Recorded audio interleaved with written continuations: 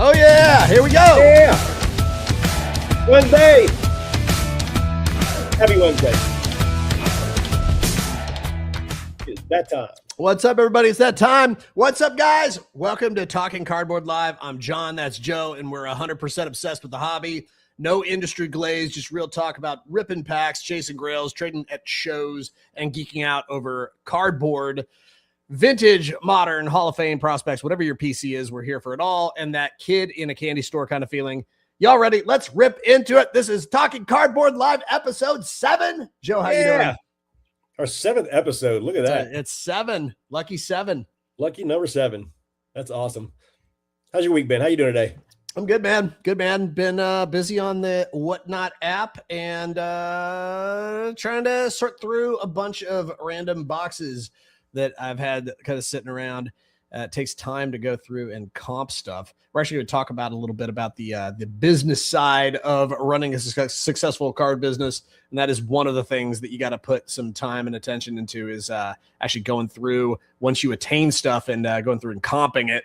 And a lot of times you'll pick something up a couple years ago and then, you know, it's sitting in a box and prices change so fast on things. You got to comp and can't remember how something even got into a box. And so feels like that's a little bit of what I'm doing all the time these days is trying to figure out, well, what do I have? How do I get it to the people that I know want it? And so I've been doing a little bit of that this week and having some busy shows and having an excellent week. How about you?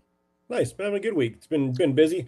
Got the benefits show coming up on Friday, which would be cool. Sweet. Benefit my buddy's family and just getting stuff ready for that. And again, comping cards and you know, doing what we do to get ready for, got to put the cards in front of the people that need it. Oops, I think I just took yours down. You put it up, I'll take it down. Hey, glad you're here, TKS. How you doing, TK? Thanks for tuning in. Appreciate you. Appreciate you, man. Yeah, so why don't we just jump in? Because one of these things that one topic, obviously, we both sell on the Whatnot app and other places. And, I don't have, neither one of us has a retail store, but we also will set up at shops or at shows and do business on other platforms such as eBay and Marketplace and things like that.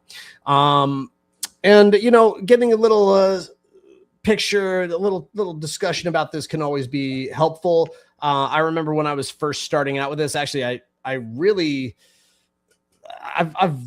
dipped my toe into selling cards several times, and it really kind of stuck for me about 10 months ago is when I really started to get it. But there's been I don't think it's been too steep of a learning curve, but there's definitely been a learning curve on the business side of this. So love to chat. There's this article that you brought talking about from Sports Collectors Daily, talking about turning cardboard into cash dealers and the rise of show floor flippers. And thought it'd be an interesting, brought it to the table. I thought it'd be an interesting piece to kind of discuss some of the things that they're talking about in there, just in general about, if you are looking to buy some stuff and flip it, like what are some things you want to know? And, we can just bring our own experience into this as well and add to the conversation. So let's get this article up here and let's dive into it here. Let's rip into it. Let me share this screen. Where is it? Turning cardboard into cash. We don't need to share any sound. Let's go there. We got the article up. Article is here. All right. So let's get this up on the screen so we all can enjoy. All right, so turning cardboard into cash, dealers and the rise of show floor flippers. Now, this let's just dive straight into what they're talking about.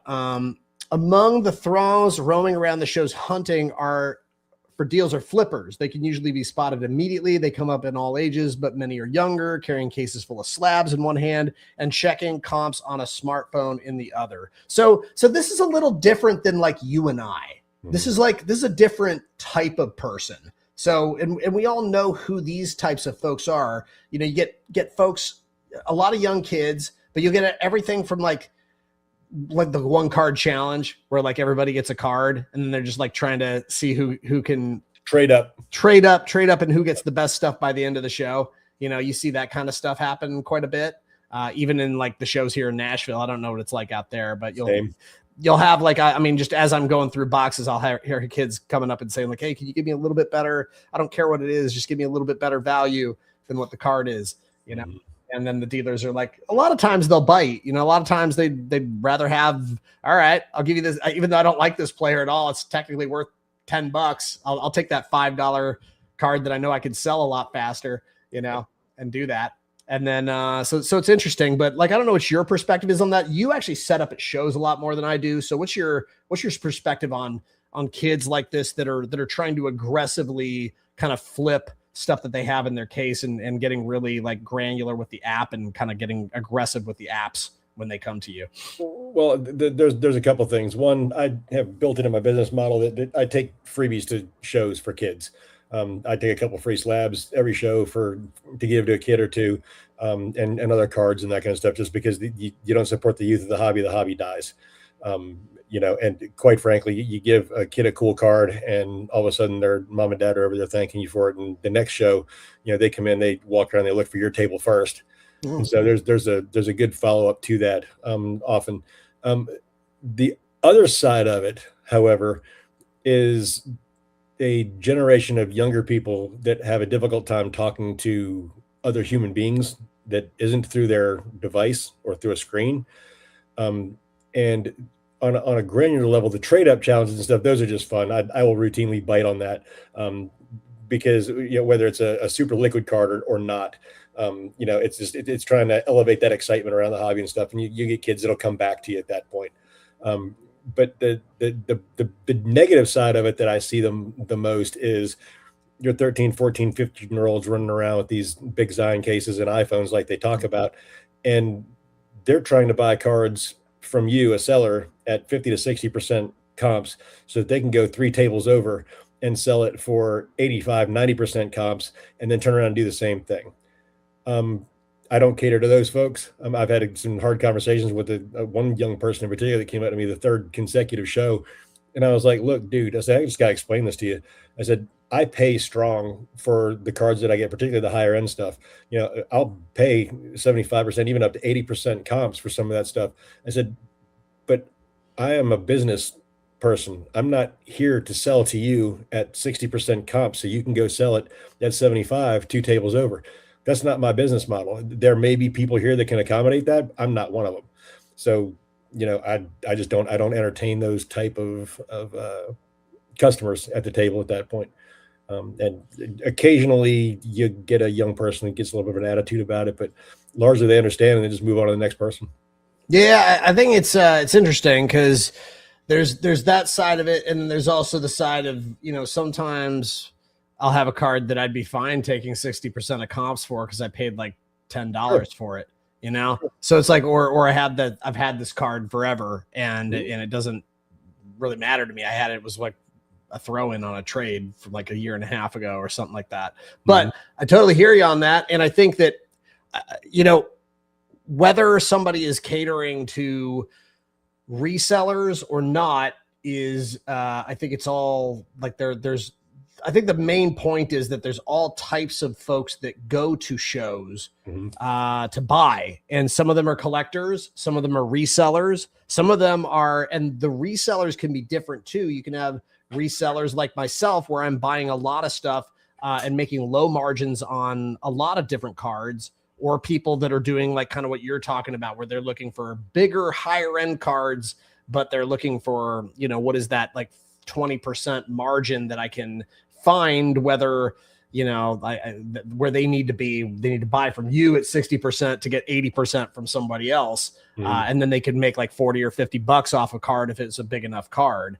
And then if they can do that 10 times during a show, they made $400. Not bad, right? For like a show, you know? So I get the hustle, and it's interesting, and it must work sometimes, because, you know, why would they keep doing it if it doesn't work sometimes? But I think this is where it's like you're going to hit certain levels of resistance with certain people. And then I will say, as a buyer of lower end cards and like volume of lower end cards, I will sometimes hit big resistance from people too that are just looking for, like, you know, they're not wanting to sell the $3 to $10 cards to me for, like, you know, $1.50, $2. The margins that I need in order for it to make sense for what I'm doing. And I've had like a couple of times where it's a little unpleasant, where it's like, I'm accustomed to like 96% or 97% of the time, I'll go to somebody's table, I'll make a good healthy stack, and I'm like, here, what's the best you can do on this? And we kind of work from there. Versus like some people, it's just like they'll literally like that 2 or 3%, they'll literally add up every single card and just like be real hardball about like, well, this is how much it is. And then it's like, oh, okay. Okay. And then, but the thing is, you got to learn, like as a buyer, to walk away from those kinds of situations. Sure. So that's not going to serve you. But it's really interesting because like, so that's an interesting point, is that you've got all different kinds of sellers and buyers and the flippers, while buying and selling. Back to the article, while buying and selling for profit at shows isn't new. It seems many of those going to shows are there to make a quick buck. Many are not yet old enough to vote. This is true. For others, it's a side hustle. For some, it's a full-time job. It's just a branch. I don't think it threatens the hobby too. It might threaten specific people, but I think that it's an annoyance to me more than anything sometimes. And the thing is, like, I think here's the thing with kids too. I think it's valuable for them to have these types of experiences when they're this young, because you'll learn, like, you can't buy a card for like $10 and expect the table over next to you is probably not going to pay you $20 for that same card, especially when they heard you in earshot of the table that you're selling, like trying to sell the card to, that you bought it for $10. So it's like, I think there's a learning curve with all this.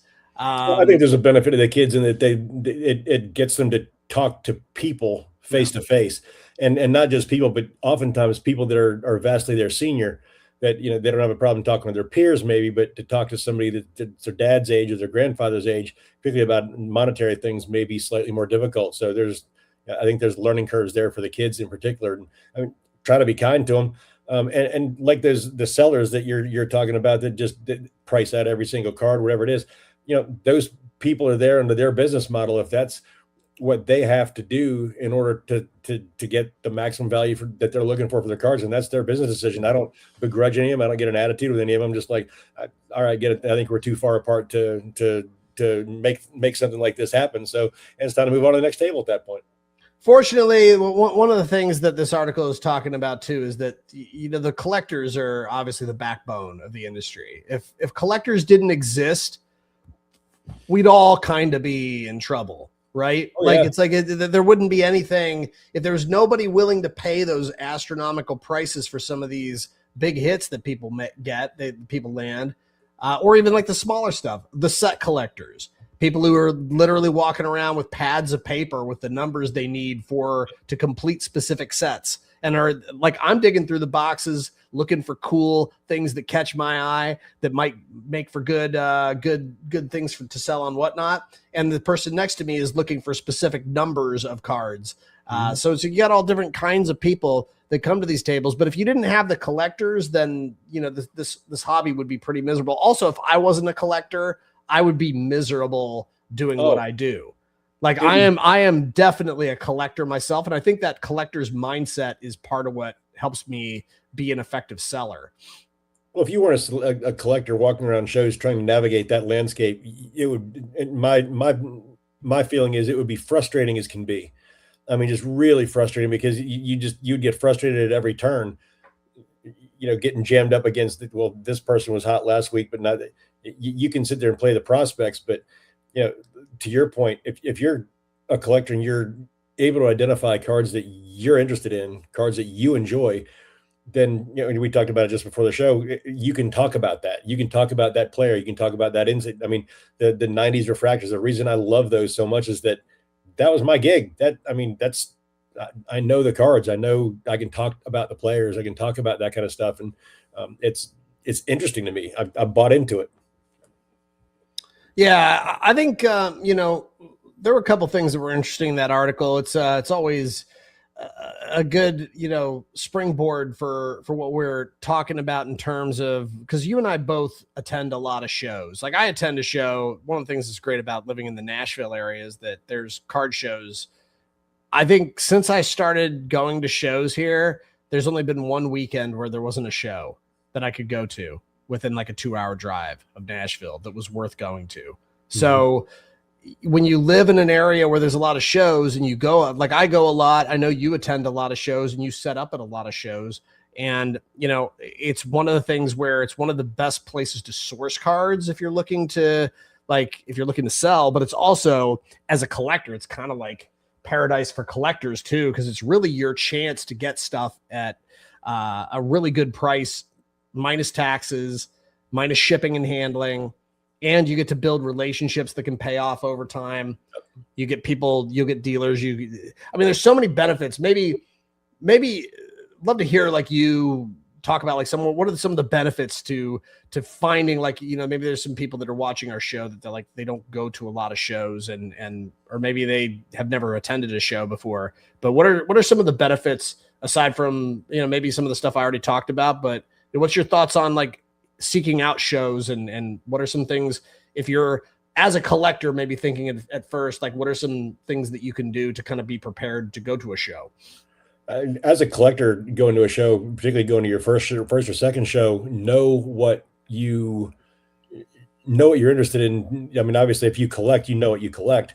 But at that point, you know, I tell people that they're in their, because I get people that come up to my table all the time. They're old people at my age or slightly younger, whatever. I haven't been to a car show in years, blah, blah, blah. I was like, well, what are you looking for? Well, I don't really know. Stuff that catches my eye. I was like, you know what? Do yourself a favor then, start out in dollar boxes, flip dollar boxes, and pick out stuff that either if you know what you're looking for, you know what you're looking to find. If you're just looking for a start with the dollar boxes, flip through dollar boxes or the bargain boxes, find stuff that you enjoy, find stuff that makes you happy. And if you find a stack of things that makes you happy, buy it. Take it home, look at it, look over it, see what do you like about this? What do you not like about it? You know, and so the next show you go to, well, maybe you're looking for more cards like these two, and maybe not a lot like the other ones, but you over time you can refine your search, even as a collector, not even as a dealer, but as a collector, refine your searches to where you kind of have an idea what you're looking at. After a couple of shows, if you hit repeated folks, like you said, developing relationships with folks. The shows that I set up at, there are certain dealers that will come up to me and say, hey, I've got X, Y, do you want to take a look at it real quick? Absolutely, because I've bought from them before. We have a relationship. We have an established rapport. We talk back and forth. Maybe we exchange, you know, whatever it is. But that has been one of the biggest benefits is just the networking side of getting to know the people that are around.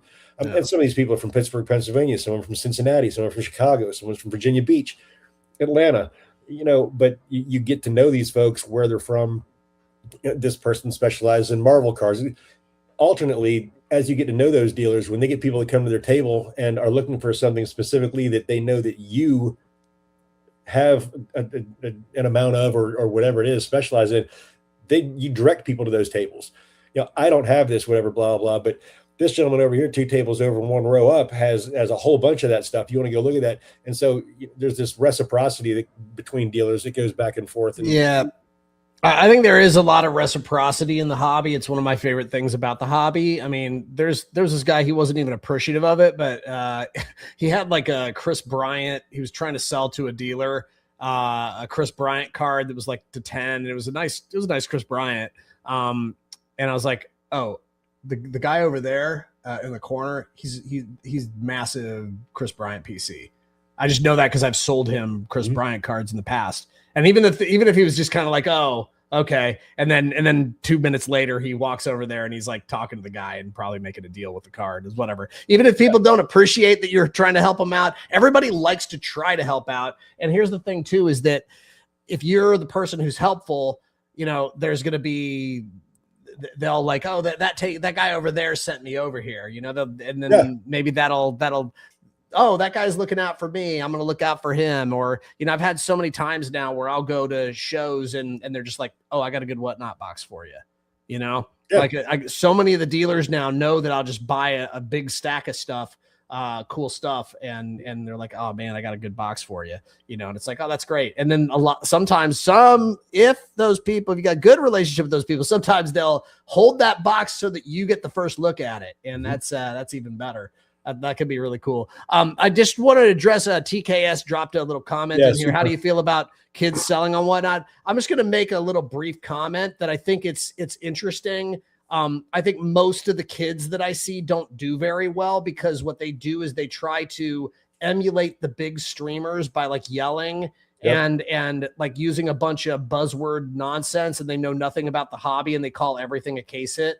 And so there's a lot of kids that fall into that category. Now there are going to be some kids that are actually pretty knowledgeable, and they'll set up with their dad and they'll have like a really cool stream, and they'll be smart and they're not douchey and they're not yelling at the screen. And so I like supporting those kind of kids. And actually, like I've definitely white knighted a little bit in terms of like, protecting some of those types of people against people that are trying to get them to run like, run like $100 card for $2. Like I've definitely talked some kids out of doing that kind of stuff because somebody's trying to pressure them into doing it and all that. Agreed. But you always feel I'm always kind of like, well, the kids should probably learn a lesson at some point. Everybody's gonna learn a lesson, but you try to watch out for people if you can. If you want to learn a lesson for $5-10 in front of me, you can learn a lesson for $5-10. You can take a kid for $75. I'm going to step in, and I've been cussed out by people and whatnot and reported them too because you're a blah blah blah blah blah. I've definitely like trying to steal from a kid. There was a guy. Yeah, there was one time where a guy tried to steal a case hit from this kid, and the kid didn't know it was a case hit, and I'm like, he was about to sell it to him for like $5, and I'm like, dude, that's like a $50 case hit.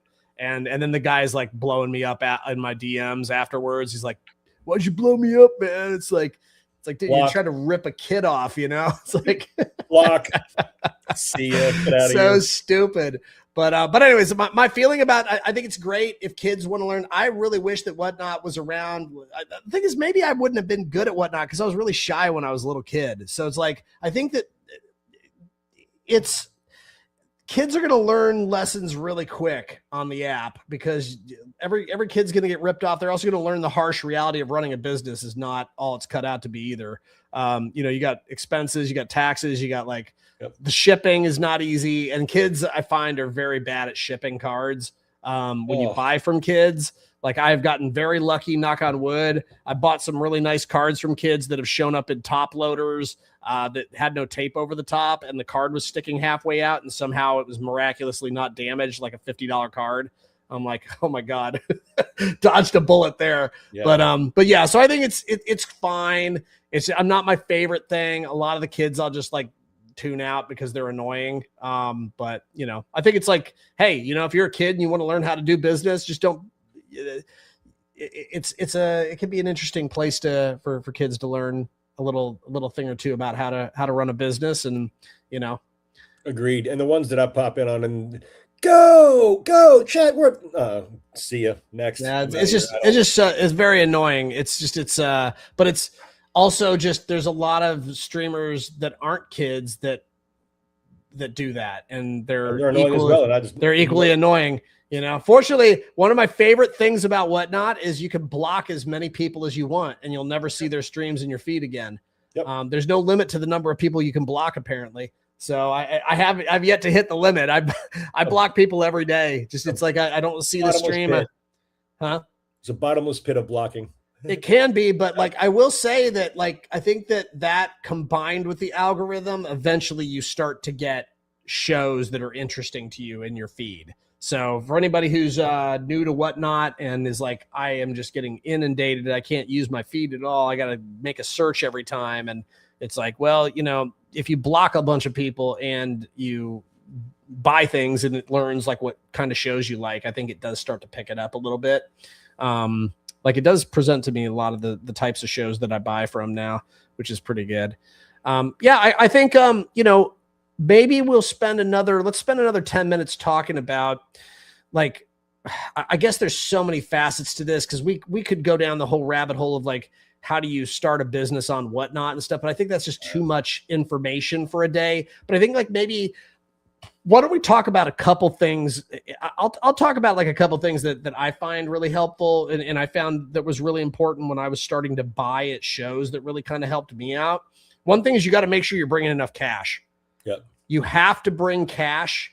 And if you can bring like broken down cash, it's even better. I think that cash it really is king. There's certain dealers that don't have that, or they just won't do like Venmo or things like that because they don't want to pay fees and stuff, and they don't want the government knowing like every single dime they're making. I think there's a lot of people that make a good living in the card show scenes, and it's mostly just a cash business for them, and good for them, But I think that like as a buyer, you're gonna get a lot better deals with cash. So make sure you bring enough cash. And then the other thing, if I had to give 2 tips, one would be bring enough cash. 2 would be to like bring a big enough case to carry the cards you buy in. Like I actually get in trouble with that sometimes, and I literally don't have to buy a box from somebody to just put some of the stuff in sometimes. But then what would be like the third thing? I mean, I like your thing about like, if you don't know what you're going to buy, don't buy a ton of like expensive stuff. That's probably, you'll have to know what you're doing. Like, I think the thing that's really cool about buying stuff from like dollar and quarter and like $2 bins is like, you can find a lot of those players that you want, whether it's like your favorite player is a big popular player. You can probably find like you can find some Otanis, you can find like Judges or things like that. You can find all the top players in these kinds of boxes. Maybe there might be a rookie or 2 of the week or whatever that you're not going to find too many of in those kinds of situations sometimes. But for the most part, the hobby, there's so many different cards that are made by so many different manufacturers. Also, if you go through those dollar bins, you're going to learn a lot about the types of cards that are available. You're going to learn about refractors. You're going to learn about, what's a numbered card? Like, what's this one mean? And there's a whole, like you could use probably go to school for a couple years and not learn everything there is to know. I find stuff. I've been looking at cards pretty much my whole life, and I still find cards from like the 80s and 90s that I've never seen before. Like pretty much every week. I'm like, I've never seen this insert set before. Like there's diamond cuts. I found like this diamond cuts insert of Andrew Jones. And I'm like, dude, this is the sickest looking card. Turns out it's like a case hit from back in the day. And it's like a nice card, like a $20 card. But I was like, score. But I was like, oh, I've never seen this before. Like, how did I never see this ever? And it's a freaking cool card. Also, what it does over the time, I find, is like you'll develop this sense of like, ooh, this is something I don't see all the time. It's like a pattern recognition kind of thing. You start to recognize, oh, there's something about this card that feels better or feels maybe like it's valuable. And then the thing that's cool about that is you can take a chance at that without having to comp every single card because you're only paying $1 for the card. Yep. And again, if it looks appealing to me, chances are I'm not going to be the only person in the world that's appealing to. You talk about 3 tips for people going to card shows. Tip number 1, if the doors open at 9, be there by 8. And try to coattail in on a vendor or whatever. Try to get, the earlier you can get through the doors, the better pickings you have at what's available inside. I just had people that wait till midday to show up at card shows. You're looking through boxes that a dozen people have been through already. Maybe there's some stuff there left over they didn't leave. But get there early for sure. And that's early each day, because when you get 2 or 3 day shows, oftentimes vendors have Friday, Saturday, and Sunday boxes, and their Saturday box won't be out on Friday and their Sunday box won't be out on Saturday. Or you'll have dealers that don't show up until the second day. Yeah. Sometimes you'll have dealers that'll skip the Friday, but they'll be there for Saturday, or they'll just show up on Sunday or whatever. So it definitely does pay to show up early. Yeah. And if you're tip number 2, I guess, if you're looking for specific types of cards, i.e., I'm looking for 1933 Gaudis. Okay. Well, you can look at tables and tell who's a modern dealer and who's a dealer that deals primarily in vintage. The modern dealers most likely aren't going to be your best source for 1933 Gaudi. So you'll have to go find someone else that has those. But know this, I guess, if you're just starting out, you're not going to know exactly what you're looking for. But if you're just starting out, you're most likely not starting out looking for vintage unless you're in your 60s and 70s. And those are the cards from the sets that, appeal to you. The cash thing was a spot on. I mean, the cash is absolutely king. And if you take smaller bills, then you become an asset to the dealers because, rather than somebody continuously handing them hundreds and fifties, you give them some 20s, 10s, and fives. All of a sudden they have change and they don't have to go scramble around trying to find somebody to break big bills later on in the show. And I guess the third biggest tip would be don't get bogged down at one table. Know that there's a lot of variety out there, and this one person may have 5,000 count boxes of 90s baseball. Well, if you're looking for some 90s baseball, some modern baseball, and some whatever, you can spend 6 hours at that table and you'll see 6 hours of basically the same things repetitively to some degree. Whereas if you spend 45, I'll typically limit myself to 25 minutes 20 to 25 minutes on a pick box. At that point, if there's stuff in there that I know that I'm after, I can pick through it and find that and move on to the next one so that I'm not getting bogged down in one area. I think that's a smart one. Also, here's the thing. The more you do it, you'll develop a skill for being able to thumb through a couple of rows. Like what I do, and I've gotten to a point where it's usually between 10 and 15 cards per row. I'll kind of randomly look through.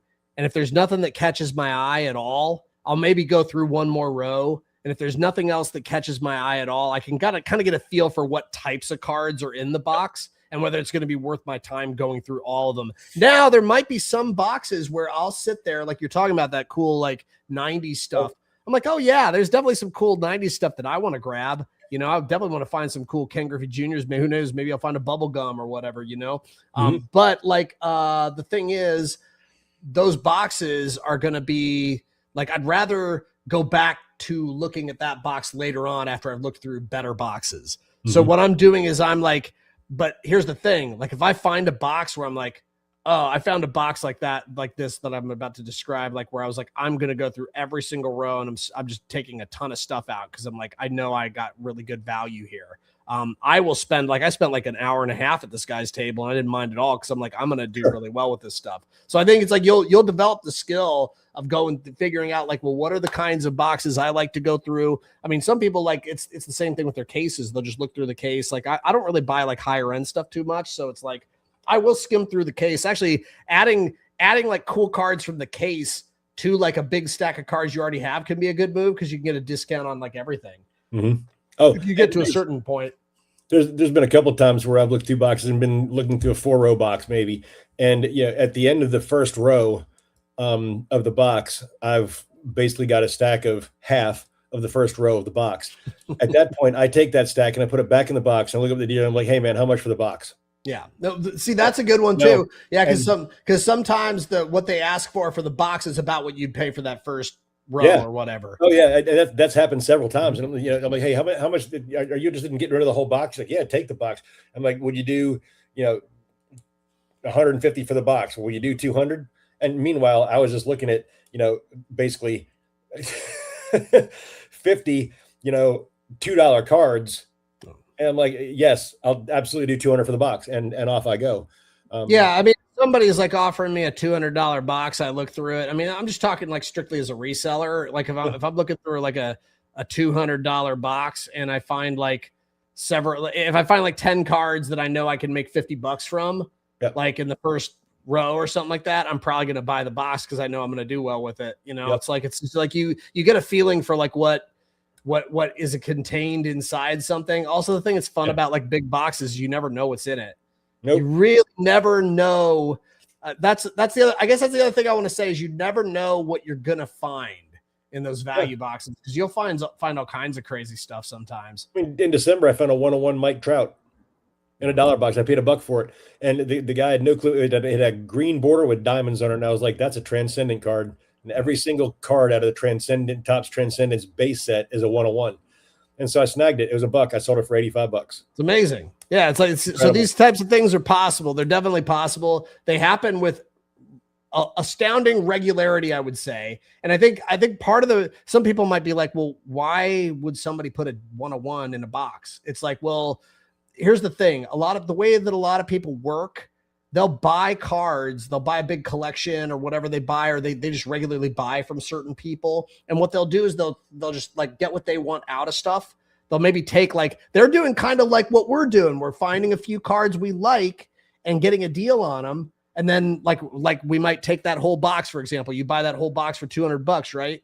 You take out those 50 cards that are great, that you really love. And then you take the rest of that box and you try to sell that whole box for like 150 or something like that. Yep. Or maybe even you try to sell the box for 200, get all your money back with that box. And then you've got all those 50 extra cards there too. So these are the things that are happening like on a bigger level. Like somebody will buy this big collection. They're picking out the creme de la creme out of those boxes. They're like the obvious things that they don't have to work too hard to find.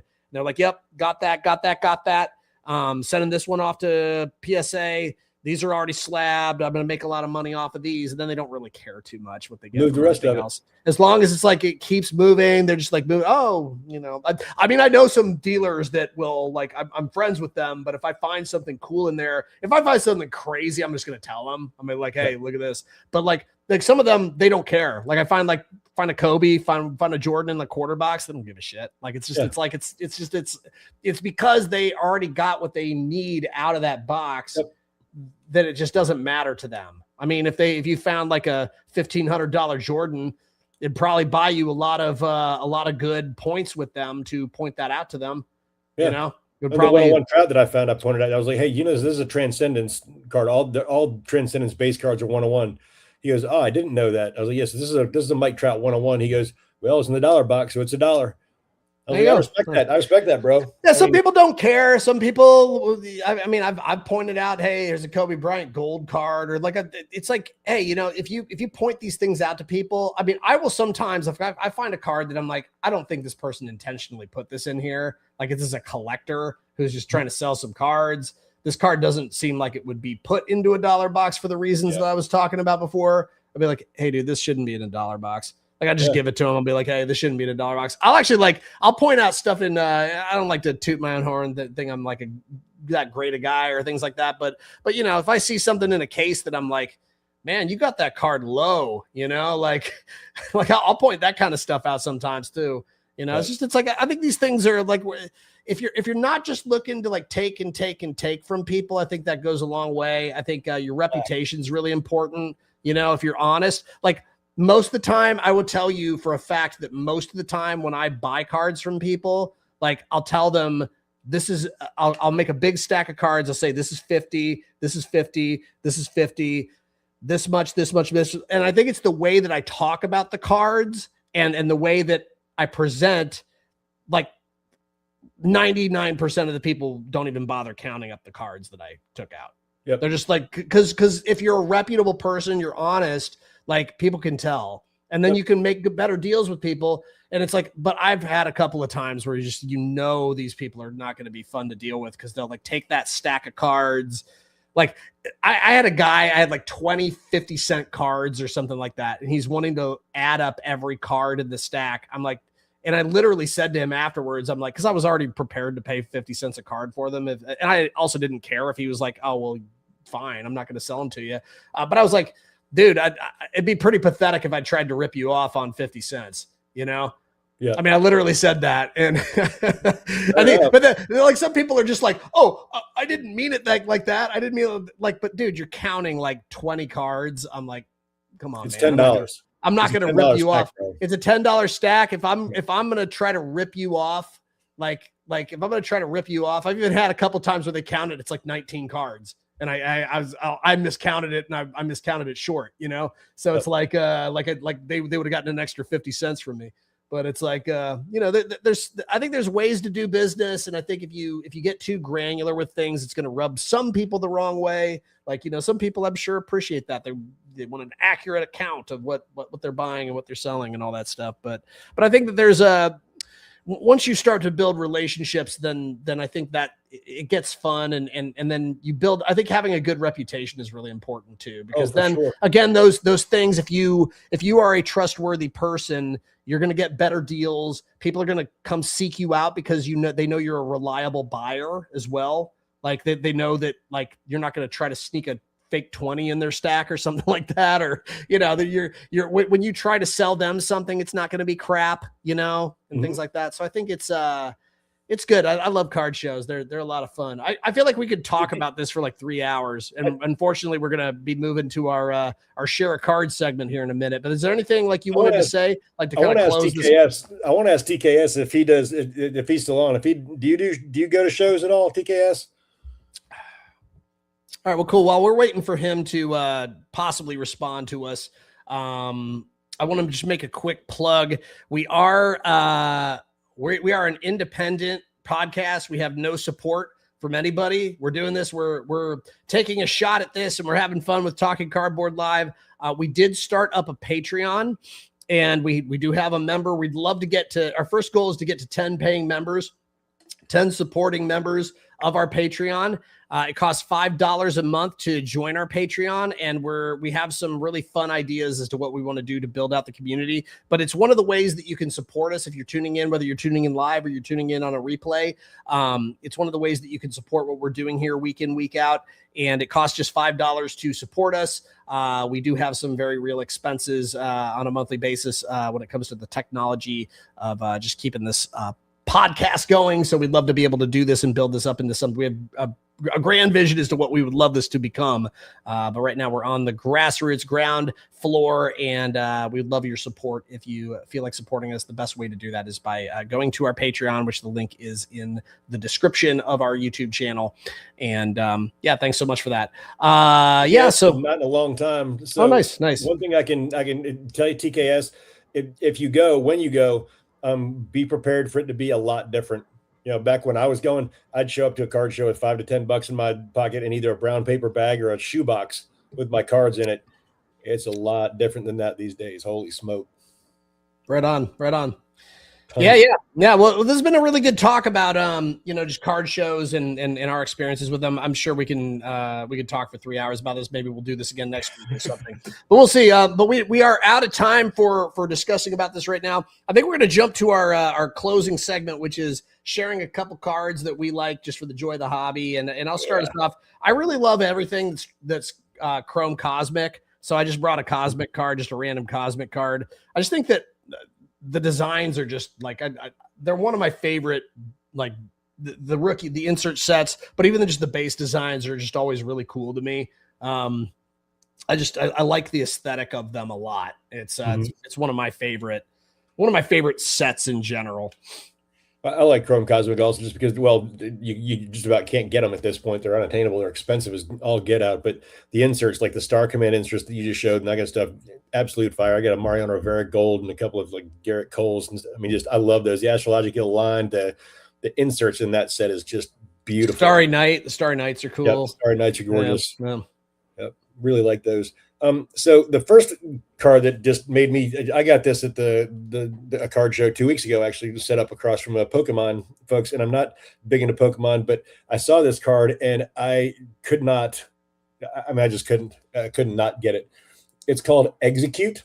I've seen that one before. look at the faces on the eggs. The eggs look like they're angry as hell. Like they're having I saw that and I was like, I'm now going to collect Execute. And the one thing that I learned about these is that all Pokemon cards evolve into different things. These eggs evolve into coconut trees that can then throw coconuts. Okay. All right. I'm not quite sure how an egg evolves into a coconut tree. Sure. Why not? So, why not? But the artwork, everything, I love that card. So those are funny. Again, those are funny, man. Yeah, exactly. These, I love stained glass looking stuff. Mm-hmm. And I plucked these all out, I think, of the same box. And I've actually been thinking about getting starting to collect a set of them.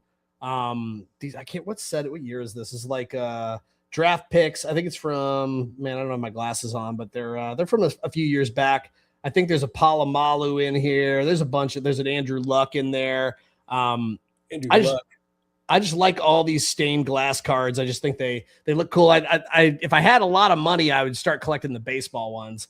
Those ones. What are the sets that those? The Bowman. Yeah, the Bowman ones. Those are some of those are. Ooh, they're very expensive. They are. The thing that gets me about the stained glass stuff is that there's a crooked side of the stained glass that I really dislike, and that is the fact that people will tell you will sell cards on with whatnot and shows that the Prism baseball stained glass for baseball are not case hits. They're not even short prints. They're the most common insert in that product, and because it's stained glass for Prism basketball and football are case hits, people try to sell those as such, and it's just they're $2 cards. Yeah, well, I think that's definitely a subject that we could discuss in the future, in a future episode, is like just kind of the, just the economy on whatnot and how perception of value. I think perception of value would be an interesting, maybe that's what we'll talk about next week, is perception of value.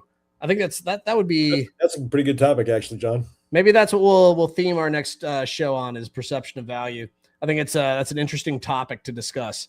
All right. So my perception of value on this card is pretty freaking outstanding. It's got Sandy Koufax, Don Drysdale, and Bob Gibson on it. First of all, that's a good lineup. 3 out of 5 is pretty good. 3 out of 5. Yeah. The ERA league leaders, that's not too bad.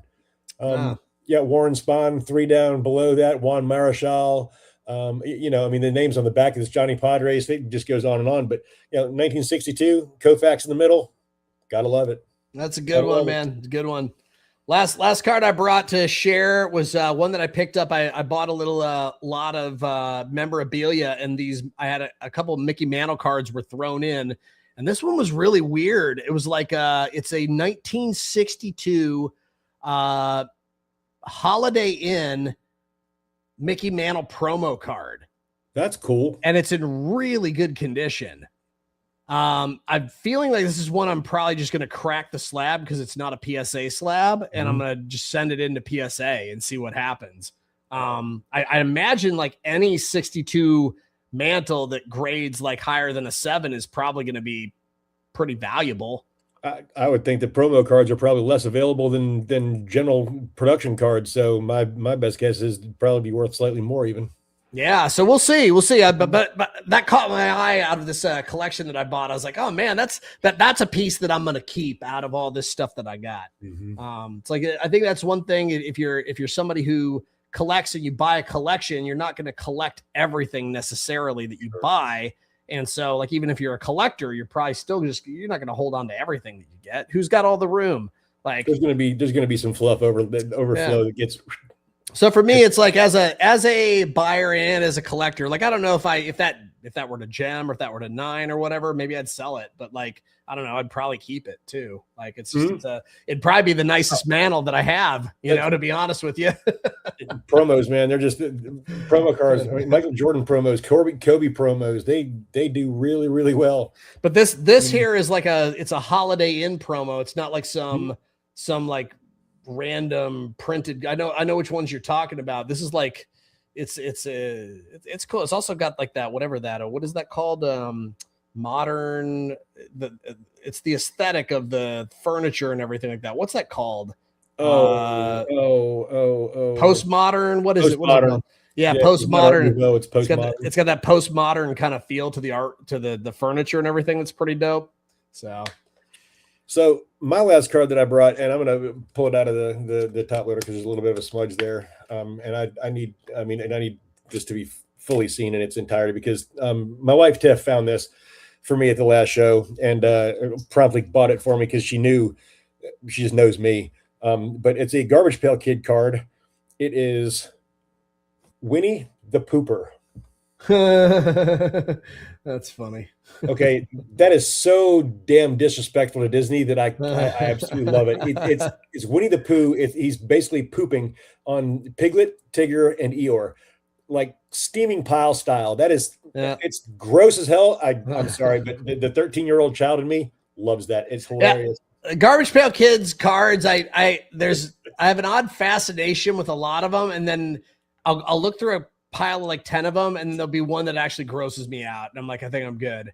It's like I think Garbage Pail Kids, like I can look through 10 or 20 of them, and then I'll find a couple that really genuinely gross me out, and then I'm just like, there's certain kinds of humor that just like, and I'm squeamish in like some certain odd ways, and like it's like, oh, that's just disgusting. I just can't. I can't do it. But I see some of them. Some of those cards are really cool, and I like them a lot. So it's certain designs in the garbage pail kids are. I mean, there is a wide range of. You know, there's this genre to this genre, and it's all equally gross. But you know, some of it's a little more over the top than others. I think, like that one right there. That one right there. I think that's freaking hilarious. But it is a little over the top having Winnie the Pooh taking a dump on 3 other, you know, very popular children's Disney. I mean, the only way it'd be funnier if it was like explosive diarrhea on them, you know? Right. So it's or like Christopher Robin was sitting there with like a poop emoji hat or something. Sure. Well, this has been great, everybody. Again, we do this every Wednesday night, and we'll be back again with episode 8 next Wednesday.